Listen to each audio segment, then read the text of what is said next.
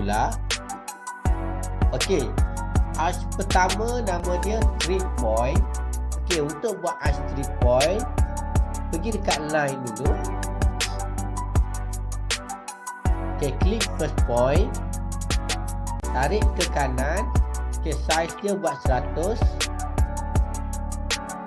Okey, tolak ke atas pun 100 juga. Paste. Okey, lepas tu escape. Okey, pergi dekat arch 3 point. Okey, klik first point, second point, third point.